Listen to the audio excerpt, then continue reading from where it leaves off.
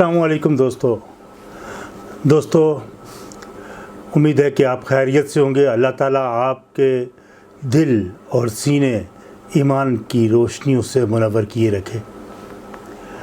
इससे पहले व्लॉग में हमने हज़रत उमर की गवर्नर्स यानी अमाले मुमलकत की तैनाती के मेयार पर गुफ्तगू की थी, जिनका कड़ा एहतसाब होता था, जिसको देखकर हज़रत अमर बिन आस ने रज़ी अल्लाह उन्होंने एक दफ़ा इस तरीके पुकार पर एहतजाज किया और मौक़िफ़ इख्तियार किया कि इस तरीके से गवर्नर्स में बददिली फैल जाएगी। मैं माज़रत भी चाहूँगा कि पिछले व्लॉग में मैंने हज़रत उमर बिन आस कहा था, हालांकि जो दुरुस्त लफ्ज़ है वो हज़रत अमर बिन आस है। वो एक मेरे दोस्त हैं कनाडा से, तो उनका मुझे एक मैसेज आया। मैं उनका भी रहीने मिन्नत हूँ कि उन्होंने मेरी इस्लाह फरमाई। बहरहाल हज़रत अमर बिन आस ने यह मौक़िफ़ इख्तियार किया कि रियाया की उनके ख़िलाफ़ इस तरीके से जुर्रतें बढ़ जाएंगी, और आपने जवाब दिया, अदल व इंसाफ का तकाज़ा करने पर कोई बदल होता है तो मनसब हुकूमत के वो अहल ही नहीं। और सबसे अजीम और शानदार तरीक़ा ये था कि वो दूसरों का मुहासबा करने से पहले वो ख़ुद अपना मुहासबा के लिए पेश किए रखते। जिस तरह एक वाक़या मशहूर है कि एक यमनी चादरें जब मदीने आईं तो आपने सबको एक एक चादर दी, और एक दिन आप मेंबर पर तशरीफ़ रखे हुए थे और कहा, सुनो, मैं जो कुछ मैं कहता हूँ तो फिर उसकी अताअत करो। तो इसी असना में मजमे से आवाज़ आई, हम ना तो तुम्हारी तरह सुनेंगे और ना तुम्हारी अताअत करेंगे। ये कहने वाला कोई और न था, ये हज़रत सुलेमान फ़ारसी थे। तो सरबराह मुमलकत मेंबर से नीचे उतरे और कहा, अबू अब्दुल्ला क्या बात है? तो हज़रत सुलेमान फ़ारसी ने जवाब दिया, उमर, तुमने दुनियादारी बरती है, तुमने एक एक चादर सबको तकसीम की और ख़ुद 2 चादर पहन कर आए हो। तो जवाब दिया, अब्दुल्ला बिन उमर कहाँ है? तो उनके बेटे ने जवाब दिया, हाज़िर हूँ अमीरुल मोमिनीन। तो फरमाया, बताओ उनमें से एक चादर किसकी है? तो अब्दुल्ला ने जवाब दिया, ये मेरी है। ये सुनकर आप हज़रत सुलेमान से मुखातिब हुए, अबू अब्दुल्ला, तुमने जल्दी की जो बात पूछे बग़ैर एहतजाज किया। मैंने अपने मैले कपड़े धोए थे, बाहर आने के लिए एक चादर काफ़ी नहीं थी, इसलिए अपने बेटे अब्दुल्ला से चादर मांगी। ये सुनकर हज़रत सुलेमान फ़ारसी ने कहा, हाँ, अब आप कहें या अमीरुल मोमिनीन, हम सुनेंगे और अताअत करेंगे। एक दिन आपने बरसर मेंबर लोगों को कहा, अगर मैं दुनिया की तरफ झुक जाऊं तो तुम क्या करोगे? तो एक शख्स खड़ा हुआ और तलवार नयाम से निकाली और कहा, हम तुम्हारा सर उड़ा देंगे। ये सर सुनकर उसमें आज़माने के लिए कहा, क्या तू गुस्ताखी करता है? तो उसने कहा, हाँ, मैं करता हूँ। तो आपने फरमाया, अल्हम्दुलिल्लाह, कौम में ऐसे लोग मौजूद हैं, अगर उमर भी कजरो हो जाए तो उसका सर उड़ा दे। हज़रत अली का आप सुने कि हज़रत उमर के बारे में क्या तासुरात थे। एक दिन हज़रत उमर अपने अकाबरीन, जिनमें हज़रत अली और हज़रत उस्मान शामिल थे, रज़ी अल्लाह अन्हु शामिल थे, बैतुल माल के ऊँटों का मुआयना करने लगे। सख्त धूप थी। हज़रत उमर ने उन ऊँटों के क्वाइफ लिखना शुरू किए, जिसे हज़रत अली और हज़रत उस्मान ज़ब्त तहरीर करते जा रहे थे, लेकिन हज़रत उमर को इस कड़ी धूप का एहसास भी ना था। तो हज़रत उस्मान को हज़रत अली ने मुखातब होकर कहा कि आपने हज़रत उमर जैसा कवी अमीन इंसान भी कहीं से देखा है? जिस तरह कुरान मजीद में हज़रत शुएब की बेटी के बारे में वाक़या दर्ज है, जो हज़रत मूसा के बारे में कह रही थी कि ये बेहतरीन खिदमतगुज़ार और कवि और अमीन है। अब आते हैं कफ़ालत का निज़ाम। हज़रत उमर रियाया की खबरगिरी के लिए गश्त किया करते थे। एक शाम उन्हें एक घर से बच्चे की रोने की आवाज़ आई। तो उसकी माँ को कहा, तुम बड़ी बेरहम माँ हो, इसे दूध क्यों नहीं पिलाती? तो उस औरत ने कहा, ऐ राहरो, तुम्हें इस हकीकत का शायद इल्म नहीं कि अमीरुल मोमिनीन उमर ने हुक्म दे रखा है कि बच्चों का वजीफ़ा उस वक्त शुरू होगा जब वो दूध छूटेगा, उसका माँ का दूध पीना छोड़ देगा। तो मैं इसका दूध छुड़वा रही हूँ। اس لیے بھوک سے تنگ ہو کر رو رہا ہے۔ تو حضرت عمر کی نے سنا تو ان پر رکت طاری ہو گئی اور کہا، ہائے عمر، نہ معلوم کہ تو نے کتنے بچوں کا خون کیا ہوگا۔ اور پھر اسی دن منادی کرا دی کہ بچوں کی پیدائش کے ساتھ ہی ان کا وظیفہ مقرر کر دیا گیا۔ وہ واقعہ تو سب نے اپنے بچپن میں سن ہی رکھا ہوگا، جسے آپ کے خادم اسلم سے منسوب ہے کہ ایک دفعہ حضرت عمر رات کے وقت گشت کو نکلے تو شہر کے باہر ایک مقام پر دیکھا ایک عورت کچھ پکا رہی تھی، ساتھ بیٹھے بچے رو رہے تھے۔ حقیقت حال معلوم ہوا تو 3 دنوں میں گھر میں فاقے ہیں۔ عورت ہانڈی میں پانی ڈالے چولہے پر چڑھا رکھا ہے اس نے تاکہ بچوں کا دل بہل جائے۔ تو حضرت عمر یہ دیکھ کر تڑپ اٹھے اور بیت المال سے آٹا، گھی، کھجوریں لے کر اپنی پیٹھ پر لاد کے عورت کے گھر جانے لگے تو ان کے خادم اسلم نے کہا، یہ مجھے دے دیجئے۔ آپ نے جواب دیا، اسلم، اس معاملے کا تعلق قیامت سے ہے اور قیامت میں تم میرا بوجھ نہیں اٹھاؤ گے، یہ بوجھ مجھے اٹھانا پڑے گا۔ یہ چیزیں اپنی پیٹھ پر لاد کر اس عورت کے حوالے کیے۔ اس عورت نے اسی کا کھانا تیار کیا۔ بچے خوشی سے اچھلنے کودنے لگے۔ آپ انہیں یوں اچھلتا کودتا دیکھ کر خوشی سے نہال ہو گئے۔ جب وہاں سے جانے لگے تو عورت نے کہا، اللہ تمہیں جزائے خیر دے، امیر المومنین ہونے کے تم قابل تھے نہ کہ عمر۔ اس طرح ایک رات ایک گشت کے میں ایک بدو کے پاس بیٹھ گئے۔ اس خیمے سے پھر رونے کی آواز آنے لگی۔ آپ کے پوچھنے پر اس نے جواب دیا، میری بیوی وہ زچگی کے عالم میں ہے اور دردزا کے مرض میں مبتلا ہے، اس لیے اس کو تکلیف ہے اور وہ رو رہی ہے، چیخ رہی ہے، اور اس کے پاس کوئی عورت بھی نہیں۔ اس پر آپ خاموشی سے اٹھے، اپنی زوجہ محترمہ ام کلثوم جو حضرت علی کی دختر بھی تھیں کو ساتھ لیا اور بدو کی اجازت سے ان کے خیمر میں اندر بھیج دیا۔ کچھ دیر بعد محترمہ ام کلثوم کی آواز آئی کہ امیر المومنین، اپنے دوست کو بچے کی مبارکباد دیجیے۔ بدو کو جیسے سنا کہ اتنی بڑی مملکت کا سربراہ عمر فاروق اپنی بیگم خاتون اول کے ساتھ اس کی پریشانی کے حل کے لیے موجود ہے تو وہ حیران سے ششدر ہو گیا۔ لیکن آپ نے اس بدو کو کہا، کل میرے پاس آنا اور تاکہ اس بچے کا وظیفہ مقرر کیا جا سکے۔ وہ واقعہ تو پھر آپ سبھی کو یاد ہوگا کہ ایک شب دوران گشت آپ کو وہ لڑکی بطور گوہر تابدار مل گئی جس نے کاشانہ فاروقی کو بقیہ نور بنا دیا تھا۔ جب وہ گوالن لڑکی اپنی ماں کو دودھ میں پانی ملانے سے منع کر رہی تھی تو وہ اس کی ماں نے کہا، خلیفہ کون سا دیکھ رہا ہے؟ تو لڑکی نے جواب دیا، امیر المومنین نہیں دیکھ رہے تو کیا ہوا، اللہ تو دیکھ رہا ہے۔ یہ ساری گفتگو حضرت عمر سن رہے تھے۔ اگلی صبح حضرت عمر نے اپنی بیوی سے کہا، جلدی سے جا اور دیکھ وہ لڑکی شادی شدہ ہے یا ابھی شادی ہونی ہے۔ اگر وہ غیر شادی شدہ ہے تو اسے بہو بنا کر گھر لے آ، تاکہ اس طرح کی نعمتیں تو شاذ ہی ملتی ہیں۔ اور اس طرح آپ نے اپنے بیٹے حضرت عاصم کی شادی اس سے کروائی تھی، اور اسی لڑکی کی اولاد سے حضرت عمر بن عبدالعزیز پیدا ہوئے۔ وہ نانی تھی ان کی، جنہوں نے خلافت راشدہ کی ایجاد تازہ کر دی۔ ایک دن انہیں ایک گھر میں سے ایک عورت کی آواز سنائی دی جو گھر میں کھانا نہ ہونے کی وجہ سے بھوک کے مارے بچوں کو دلاسا دے رہی تھی۔ تو آپ نے فوراً اس عورت سے ملے اور کہا کہ کیا تم نے امیر المومنین کو اطلاع دی؟ تو اس عورت نے جواب دیا، جو آج کے حکمرانوں کے ٹھنڈے رخسار پر ایک زناٹے دار تھپڑ ہے۔ اس نے کہا، جو شخص حاکم ہو کر رعایا کے حالات سے بے خبر ہے اس تک شکایت پہنچانے سے کیا حاصل؟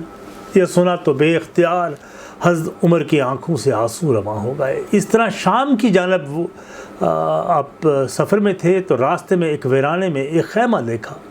وہاں پہنچے تو ایک عمر رسیدہ خاتون بیٹھی تھی۔ اس سے پوچھا، تمہیں عمر کا بھی کچھ حال معلوم ہے؟ اس نے کہا، ہاں میں نے سن رکھا ہے کہ شام کی جانب چل پڑا ہے، اس سے زیادہ مجھے جاننے کی ضرورت نہیں۔ اس پر حضرت عمر نے کہا کہ کیا تم نے اپنے حالات سے امیر المومنین کو انفارم کیا ہے؟ تو اس بوڑھی عورت نے کہا، یہ میرا کام نہیں، عمر کا کام تھا، کیونکہ اگر عمر اپنی رعایا کے ہر فرد کے حالات کا علم نہیں رکھتا تو اسے حکومت کرنے کا بھی پھر حق حاصل نہیں۔ جی ہاں دوستو، یہ ہے خلافت کا مفہوم، یہ تھی ریاست مدینہ۔ اس بات کو یاد کر کے حضرت عمر کہتے تھے خلافت کا کیا ہے، اس کا مفہوم اس ویرانے میں بیٹھی ہوئی اس بڑھیا نے مجھے بتا دیا تھا۔ اور ایک دفعہ فرمایا کہ اگر میں زندہ رہا تو رعایا کا حال معلوم کرنے کے لیے سال بھر مسلسل سفر میں رہوں گا، کیونکہ دور دراز کے علاقوں کے لوگ مجھ تک نہیں پہنچ سکتے۔ میں یہ نہیں کہہ سکتا کہ میرے اعمال یعنی گورنرز میں سے ان میں سے ہر کی وہ ضروریات سے مجھے آگاہ کرتے ہوں گے، اس لیے میں شام، جزیرہ، مصر، بحرین، بصرہ جاؤں گا، ہر مقام پر 2 ماہ سے زیادہ قیام کروں گا، لوگوں کے حالات براہ راست معلوم کروں گا۔ کیونکہ اپنے گورنرز پر گرفت اس قدر سخت تھی کہ ایک بار مصر کے گورنر حضرت سعد بن ابی وقاص نے اپنے مکان کا دروازہ بازار کی جانب کھلنے والے کو بند کر دیا، تو دروازہ ان کا بازار کی جانب کھلتا تھا کیونکہ وہاں شورغل ہوتا تھا۔ اس پر آپ نے محمد بن مسلمہ کو بلا کر کہا جاؤ اور سعد کے دروازے کو آگ لگا دو، اور ایک تنبیہ مراسلہ حضرت سعد کو روانہ کیا کہ جس محل کے دروازے عوام پر بند ہو جائے وہ کسر سعد نہیں بلکہ کسر فساد ہے، اس کا منہدم ہو جانا بہتر ہے۔ آپ نے تمام گورنرز کو لکھا وہ پردے کے پیچھے نہ بیٹھا کریں بلکہ عوام میں رہا کریں تاکہ وہ اپنا حق وصول کر سکے، تم ان کی ادائیگی کرو۔ حج کے اجتماع پر جہاں اس دور میں ہزاروں لوگ شریک ہوتے تھے، آپ تمام صوبوں کے گورنرز کو اس موقع پر بلاتے اور لوگوں میں اعلان کروائے جاتے کہ جس شخص کو کسی کے خلاف کچھ شکایت ہو تو وہ امیر المومنین کو ملے۔ وہاں باقاعدہ ایک رجسٹر ہوا کرتا تھا جہاں شکایت درج ہوتی تھی اور شکایت کا ازالہ کیا جاتا تھا۔ اگر اس میں کوئی سرکاری اہلکار ملوث پایا جاتا تو اسے سخت سزا دی جاتی یا پھر سرزنش کی جاتی۔ یہی وہ جذبہ تھا جو خدائے سمیع و بصیر و خبیر کے نام پر لوگوں سے اطاعت لی جاتی، اور وہ دور دراز کی علاقے کی بڑھیا ویران میں بیٹھی ہوئی بڑھیا کی وہ بات کہ اگر عمر کے پاس رعایا کے حالات سے باخبر رہنے کا انتظام نہیں تو اسے چاہیے حکومت چھوڑ دے، کو ہمیشہ انہوں نے یاد رکھا۔ یہی وہ جذبہ تھا جس کے تصور سے رہ گزرے خیال روش صد بہار ہو جاتا ہے، اور مسلمان ہمیشہ سے جس تمنا کے انتظار میں ہیں اس کی سحر آفرینی فاروق اعظم کے دور میں ہوئی تھی۔ ایسی مملکت جو مملکت حکومت کے تصور سے آشنا نہ تھی، جہاں قبائلی زندگی لوگ زندگی بسر کرتے تھے، جہاں قبیلے کے اندر متنازع معاملات کا تصفیہ سرداران قبیلہ کرتے تھے، ان قبائل میں طویل عرصے تک جنگیں رہتی تھیں، اور اس طرح کی قوم کے قبضے میں ایسی وسیع اور عریض مملکت آ جائے جس میں گوناہ گار نسلوں، مختلف مذاہب اور سب الگ الگ روایات کی حامل قومیں آباد ہوں، تو اس کے لیے اس کا نظم قائم کرنا کس قدر دشوار کام ہوگا۔ ایسے حالات میں فاروق اعظم ایک نابخواہ تھے، اسے حسن تدبر سے امور مملکت کو سنبھالا، اسے اس طرح کا رول ماڈل بنا دیا جو آج بھی ایک روشن مثال ہے۔ انہوں نے پوری مملکت کو 8 صوبوں میں تقسیم کیا، ہر صوبے کا گورنر الگ الگ تھا جسے والی کہا جاتا تھا۔ ہر صوبے میں متعدد اضلاع تھے جن کے نظم و نسق کے لیے مختلف شعبوں کے انچارج یعنی عمال حکومت ہوا کرتے تھے۔ بڑے صوبوں میں کمشنریاں قائم کی، ڈویژنز قائم کیے گئے تھے، جس طرح مصر کو 2 حصوں کی کمشنریوں کو تقسیم کیا گیا تھا، اور ایک کمشنری کے حصے میں 28 اضلاع تھے اور دوسرے مصر کے کمشنری میں 15 اضلاع تھے۔ اس طرح حج کے موقع پر مملکت کے ہر حصے سے لوگوں کو دعوت عام دی جاتی، تمام گورنرز اور والیان کا آنا ضروری ہوتا تھا، اور وہاں لوگوں کی شکایت سنی جاتی، اس پر کارروائی کرتی۔ وہ منع میں 3 دن قیام کرتے اور وہاں ان پر مشترکہ معاملات پر جن کا ذکر امام کعبہ نے اپنے خطبے میں کیا ہوتا اس پہ بحث و تمیز ہوتی، ایک دوسرے کو پھر ضیافتیں بھی دی جاتی۔ لیکن اب حالت افسوس یہ رہ گئی ہے کہ جس طرح وہ کہتے ہیں کہ اذاں روح بلالی نہ رہی اور فقط رسوم کی ادائیگی ہی رہ گئی ہے۔ حضرت عمر نے باقاعدہ ریونیو ڈپارٹمنٹ قائم کیا جہاں مملکت سے آنے والی کی ایک ایک پائی کا حساب رکھا جاتا۔ اس طرح انہوں نے ارضیات کا محکمہ قائم کیا، جس طرح تمام مفتوح علاقوں میں آبپاشی کے لیے نہریں کھدوائیں، بند بنوائے، تالاب تعمیر کروائے، پانی کی تقسیم کے دہانے یعنی موگے وغیرہ جسے ہم کہتے ہیں وہ بنوائے۔ یہ تمام امور اسی کے ایک محکمے کے تحت کیے جاتے تھے۔ انہوں نے بصرہ میں ایک پانی کی قلت بہت ہوا کرتی تھی، تو اس کو پانی کی قلت کو دور کرنے کے لیے دجلہ سے 9 میل لمبی نہر کاٹ کر شہر تک پہنچائی، جن سے گھر گھر میں پھر پانی کی افراط ہو گئی۔ اس طرح ایک اور نہر دجلہ سے کاٹی گئی جسے نہر موکل کا نام دیا گیا، اور سب سے بڑی نہر حضرت عمر کے نام سے منسوب ہوئی۔ انہوں نے فسطاط سے ایک نہر کاٹ کر بحیرہ کلزم سے جا ملایا۔ یہ نہر 100 کلومیٹر طویل تھی، اس سے بحری جہاز بآسانی بحیرہ کلزم تک پہنچ سکتے تھے۔ اس زمانے میں چونکہ نہر سوئز نہ تھی، اس لیے بحیرہ کلزم اور بحیرہ روم ایک دوسرے سے الگ تھے۔ ان کے درمیان 100 کلومیٹر کا لمبا خشکی کا قطع تھا۔ ان دنوں حضرت عمر بن عاص نے تجویز پیش کی تھی کہ اس خشکی کے قطع میں سے نہر نکال کر ان سمندروں کو، دونوں سمندروں کو ملا دیا جائے، جسے حضرت عمر نے پسند کیا تھا۔ چونکہ ان کی شہادت جلد ہو گئی تھی، اس کی وجہ سے یہ کام مکمل نہ ہو سکا۔ مملکت میں مناسب مقامات پر نئے شہر آباد کیے گئے، اور ان میں بصرہ، کوفہ جیسے خاص شہرت کے حامل وہ علاقے ہیں جن کے محل وقوع کا تعین بھی خود فرمایا۔ نقشے کی بھی اپنی نگرانی میں خود تعمیر بنوائے انہوں نے، اور ان کے شاہراہوں اور گلیوں کی الگ الگ نشاندہی کی۔ اس میں حکم دیا گیا کوئی مکان 3 کمروں سے زیادہ پر تعمیر نہ کیے جائیں۔ جامع مسجد کی تعمیر، اس کے لیے وسیع تر رقبہ دیا گیا، اور ساری مملکتوں میں سڑکوں کا پھر جال بچھوایا گیا۔ ضروری مقامات پر بڑے بڑے پل تعمیر کیے گئے۔ ان شاہراہوں کے تھوڑے تھوڑے فاصلوں پر حفاظتی چوکیاں اور مسافروں کے لیے سرائے قائم کرائی گئیں۔ بیت المال کی عمارتوں کو مستحکم انداز سے بنوایا گیا۔ مسجد نبوی کو وسعت دی گئی، اور حضرت عمر سمجھتے تھے کہ اسلام میں ہر مومن مجاہد یعنی سپاہی ہوتا ہے، جب بھی مملکت کو ضرورت پڑتی تو وہ فوج کی شکل میں اپنی خدمات سر انجام تاکہ وہ دے سکے۔ اس لیے آپ نے اس میں نظم پیدا کرنے کے لیے ایک محکمہ عسکری کو وجود بخشا، اور ایک رجسٹر بھی انہوں نے مینٹین کیا اسے، اور اس طرح مختلف مقامات پر انہوں نے چھاؤنیاں بنائیں، اور ان میں جدید ترقی پھر بیرکیں بھی تعمیر کروائیں گئیں۔ کیونکہ جنگوں میں گھوڑے بہت کام آتے تھے ان دنوں میں، تو ان کی افزائش اور پرورش کے لیے خصوصی انتظامات کیے گئے، اور ان کے لیے چراگاہیں اور استبل بنائے گئے، اور ہر استبل میں پھر 4 ہزار گھوڑے سامان حرب و ضرب سے لیس ہر وقت ہمہ وقت تیار رہتے تھے۔ ان کو داغ دیا جاتا جس پہ جیش فی سبیل اللہ کے الفاظ جو ہے وہ چسپاں کیے جاتے، لگائے جاتے، یا مہر لگائی جاتی اس کی۔ اور ہر ایک، اور پھر جو سب سے اہمیت کی بات ہے جو میں کہنا چاہتا ہوں وہ یہ ہے کہ ان کا ایک اصول تھا، ہر ایک سے اس کی صلاحیت کے مطابق کام لیا جائے، کہ مملکت میں جو بھی لوگ ہیں ان کی صلاحیت کے مطابق کام لیا جائے، اور ہر ایک اس کی ضرورت کے مطابق کام دیا جائے۔